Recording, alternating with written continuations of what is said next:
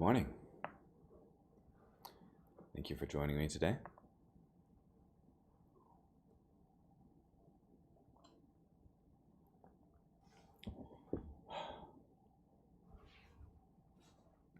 Nice day, nice coffee.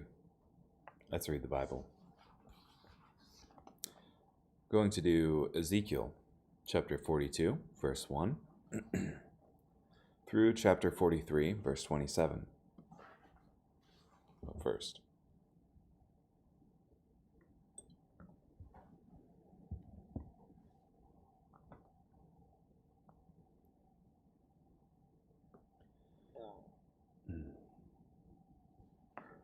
then he led me out to the outer court, toward the north, and brought me to the chamber which was opposite the courtyard, and opposite the building on the north. Its length was 175 feet on the north side, and its width 87.5 feet. Opposite the 35 feet that belonged to the inner court, and opposite the pavement which belonged to the outer court, faced gallery in the 3 stories. In front of the chambers was a walkway on the inner side, 17.5 feet wide at a distance of 1 3/4 feet, and their entrances were on the north. Now the upper chambers were narrower, because the galleries took more space from them than from the lower and middle chambers of the building, for they were in 3 stories and had no pillars like the pillars of the courts. Therefore the upper chambers were set back from the ground more than the lower and upper ones.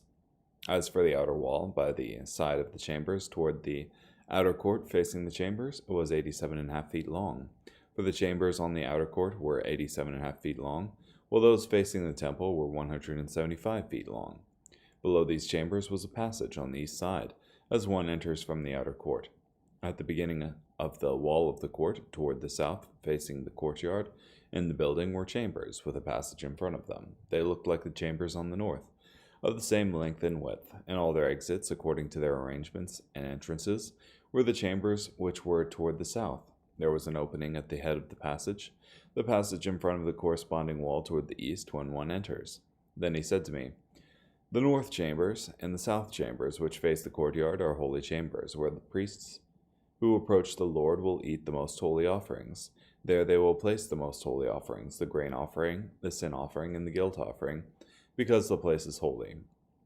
When the priests enter, then they will not go out from the sanctuary to the outer court without taking off their garments in which they minister, for these are holy. They will put on other garments. Then they will go near the places where the people are." Now when he had finished measuring the interior of the temple, he led me out by the gate, which faces east, and measured all around. He measured the east side with a measuring stick, as 875 feet by the measuring stick. He measured the north side as 875 feet by the measuring stick. He measured the south side as 875 feet by the measuring stick. He turned to the west side and measured 875 feet by the measuring stick. He measured it on all 4 sides. It had a wall around it, 875 feet long and 875 feet wide, to separate the holy and common places. Then he brought me to the gate that faced toward the east. I saw the glory of the God of Israel coming from the east. The sound was like that of a rushing water, and the earth radiated his glory. It was like the vision I saw when he came to destroy the city, and the vision I saw by the Kibar River. I threw myself face down. The glory of the Lord came into the temple by way of the gate that faces east. Then a wind lifted me up and brought me to the inner court. I watched the glory of the Lord filling the temple. I heard someone speaking to me from the temple while the man was standing beside me. He said to me, "Son of man, this is the place of my throne, and the place for the soles of my feet, where I will live among the people of Israel forever. The house of Israel will no longer profane my holy name, neither they nor their kings, by their spiritual prostitution, or by the pillars of their kings set up when they die. When they place their threshold to my threshold, and their doorpost by my doorpost, with only the wall between me and them, they profaned my holy name by the abominable deeds they committed, so I consumed them in my anger. Now they must put away their spiritual prostitution, and the pillars of their kings far from me, and then I will live among them forever. As for you, son of man, describe the temple to the house of Israel, so that they will be ashamed of their sins and measure the pattern. When they are ashamed of all that they have done, make known to them the design of the temple, its patterns, its its exits and entrances, and its whole design, all its statutes, its entire design, and all its laws. Write it all down in their sight, so that they may observe its entire design and all its statutes and do them. This is the law of the temple. The entire area on top of the mountain all around will be most holy.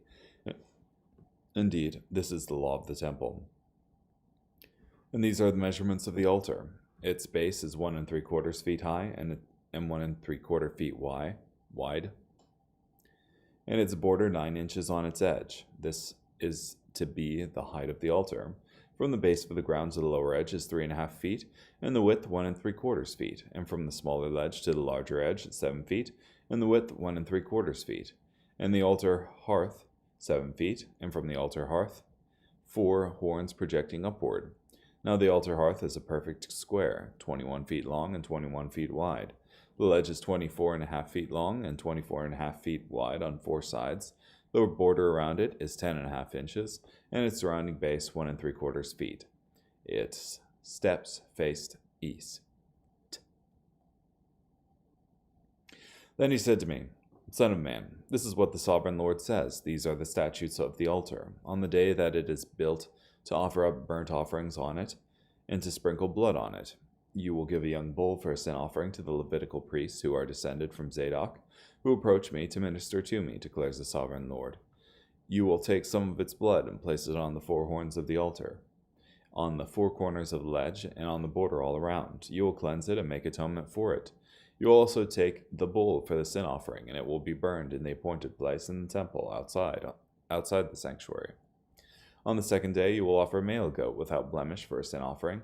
They will purify the altar just as they purified it with the bull. When you have finished purifying it, you will offer an unblemished young bull and an unblemished young ram from the flock. You will present them before the Lord, and the priest will scatter salt on them and offer them up as a burnt offering to the Lord. For 7 days you will provide every day a goat for a sin offering, a young bull, and a ram from the flock, both without blemish, will be provided. For 7 days they will make atonement for the altar and cleanse it, so they will consecrate it. When the prescribed period is over, on the 8th day and thereafter, the priest will offer up on the altar your burnt offerings and your peace offerings. I will accept you, declares the sovereign Lord.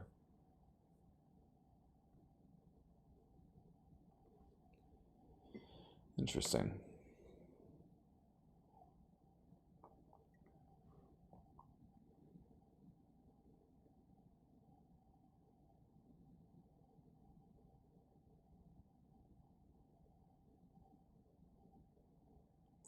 I guess a couple of things that stood out to me is like in Ezekiel chapter 43 verse 5, you've got then a wind lifted me up and brought me to the inner court, and I watched the glory of the Lord filling the temple.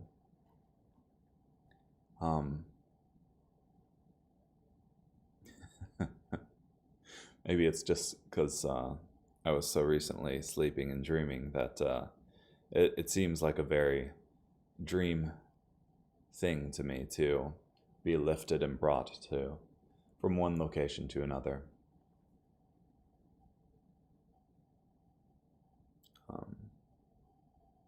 Suddenly you're in another location. And then what was interesting to me was that I'd never picked this out before.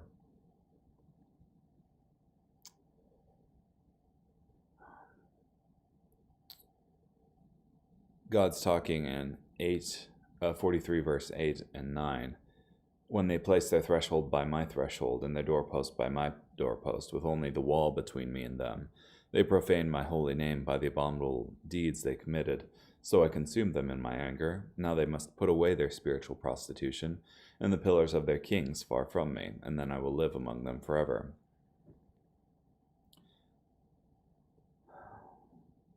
The nearness of God in the Israeli community in the Old Testament. It's kind of that same concept that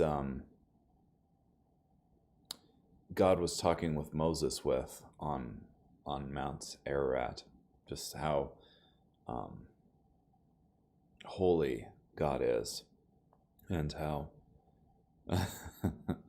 he would destroy them if he went with them, because he's a holy God. And can't stand the abominations and wickedness. What have we got here? Oh, Sinai. Yeah, not Ararat. Mount Sinai. The place where he got the Ten Commandments. And beyond that, this was the first I've heard mention of Israel's sin of putting the pillars of their kings up. That so it would seem that there's some sort of spiritual prostitution happening there. They're worshiping the pillars of their kings. I wonder if this is like a post-mortem worship. I wasn't aware that Israel was worshiping their leaders. But given the other things they did, it's not super surprising, I suppose.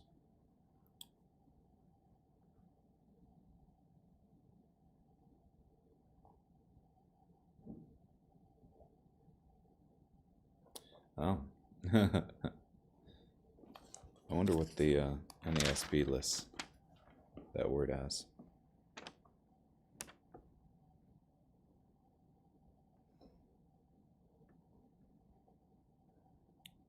Now let them put away their harlotry and the corpses of their kings far from me, and I will dwell among them forever.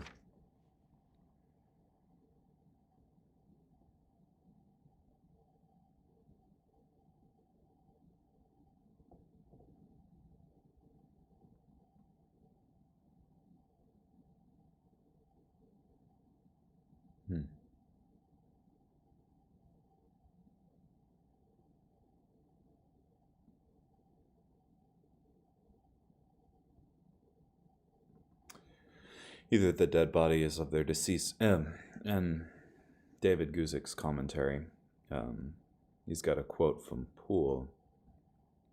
Either the dead bodies of their deceased kings buried too near the temple, less likely, or by the sacrificing of men to their idols, to Moloch, or idols, are here called carcasses, as dead, stinking, loathsome things in the sight of God. And Clark says, it appears that God was displeased with their bringing their king so near his temple. David was buried in the city of David, which was on Mount Zion, near to the temple, and so were almost all kings of Judah. But God requires that the place of his temple and its vicinity shall be kept unpolluted, and when they put away all kinds of defilement, then he will dwell among them.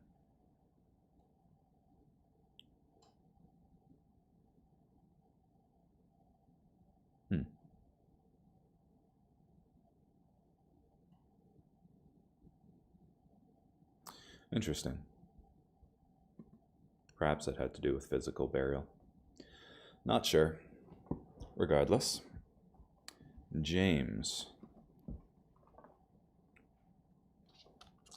Chapter 5, I believe. Verses 1 through 20. Come now, you rich, weep and cry aloud over the miseries that are coming on you. Your riches have rotted, and your clothing has become moth-eaten. Your gold and silver have rusted, and their rust will be a witness against you. It will consume your flesh like fire. It is in the last days that you have hoarded treasure. Look, the pay you have held back from the workers who mowed your fields cries out against you, and the cries of the reapers have reached the ears of the Lord of hosts. You have lived indulgently and luxuriously on the earth. You have fattened your hearts in a day of slaughter. You have condemned and murdered the righteous person, although he does not resist you. So be patient, brothers and sisters, until the Lord's return. Think of how the farmer waits for the precious fruit of the ground and is patient for it until it receives the early and late rains. You also be patient and strengthen your hearts, for the Lord's return is near. Do not grumble against one another, brothers and sisters, so that you may not be judged. See, the judge stands before the gates. As an example of suffering and patience, brothers and sisters, take the prophets who spoke in the Lord's name. Think of how we regard as blessed those who have endured. You have heard of Job's endurance, and you have seen the Lord's purpose, that the Lord is full of compassion and mercy. And above all, my brothers and sisters, do not swear either by heaven, or by earth, or by any other oath, but let your yes be yes, and your no be no, so that you may not fall into judgment. Is anyone among you suffering? He should pray. Is anyone in good spirits? He should sing praises. Is anyone among you ill? He should summon the elders of the church, and they should pray for him, and anoint him with oil in the name of the Lord. And the prayer of faith will save the one who is sick, and the Lord will raise him up. And if he has committed sins, he will be forgiven. So confess your sins to one another, and pray for one another, so that you may be healed. The prayer of a righteous person has great effectiveness. Elijah was a human being like us, and he prayed earnestly that it would not rain, and there was no rain on the land for 3 years and 6 months. Then he prayed again, and the sky gave rain, and the land sprouted with a harvest. My brothers and sisters, if anyone among you wanders from the truth, and someone turns him back, he should know that the one who turns a sinner back from his wandering path will save that person's soul from death, and will cover a multitude of sins.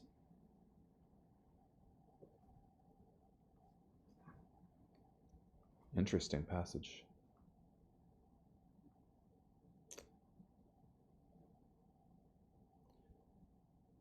The riches that we gather during this life, we should be careful to spend wisely and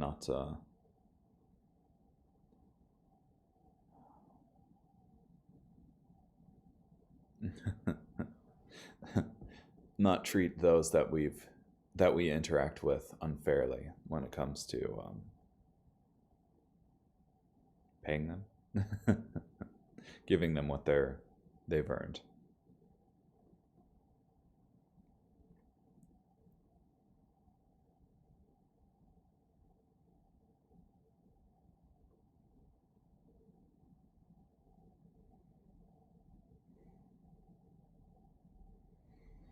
Interesting. James chapter 5, verse 10. As an example of suffering and patience, brothers and sisters, take the prophets who spoke in the Lord's name.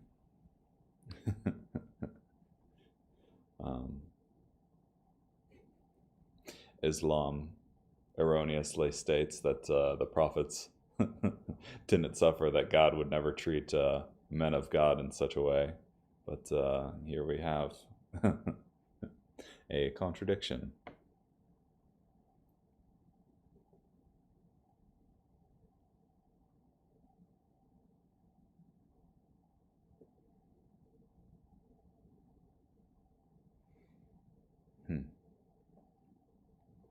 Is anyone among you suffering? He should pray. Is anyone in good spirits? He should sing praises.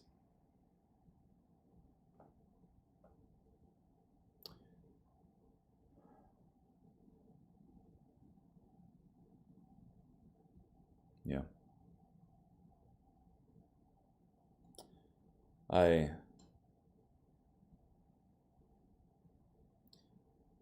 guess the scripture that comes to mind when I listen to this is one of the Proverbs.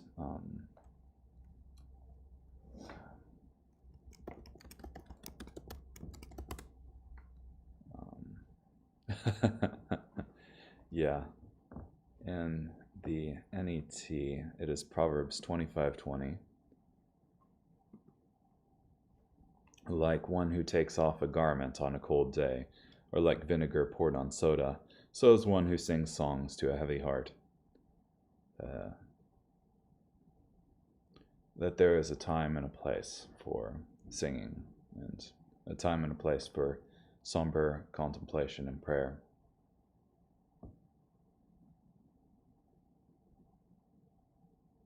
Cool.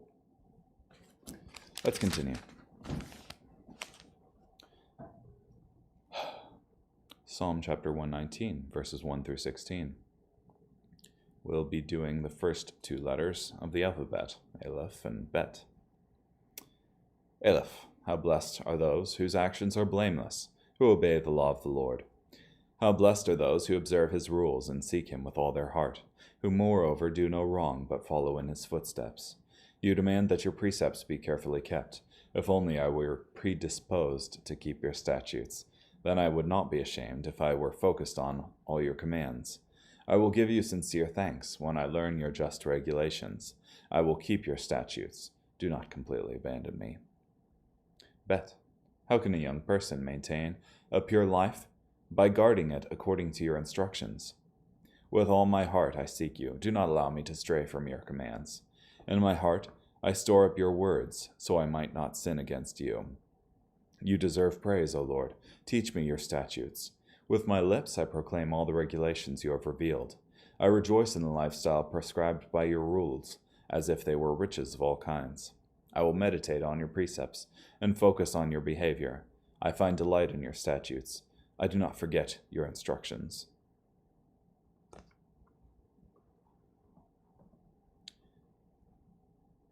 Yeah, I really enjoy verses 9 and 10 there. How can a young person maintain a pure life? By guarding it according to your instructions. Well, I suppose it's 9 and 11. In my heart I store up your words, so I might not sin against you. Translated probably in the NASB, verse 11 is, I have hidden thy word in my heart, so I might not sin against you. Maybe that's King James. Close. But I think that's one of the reasons why biblical literacy is so important, because it helps us to keep from sinning against God. Yeah.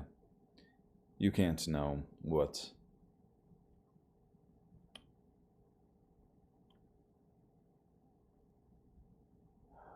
sinning against God is if you don't know what God likes and dislikes. So, cool. Proverbs chapter 28, verses 6 and 7.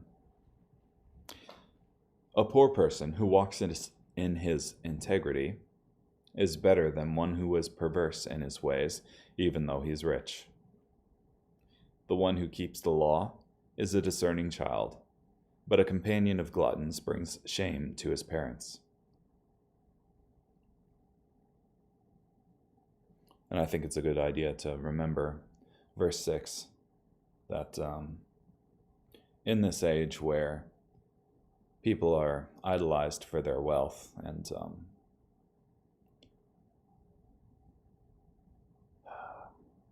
and how much you have is often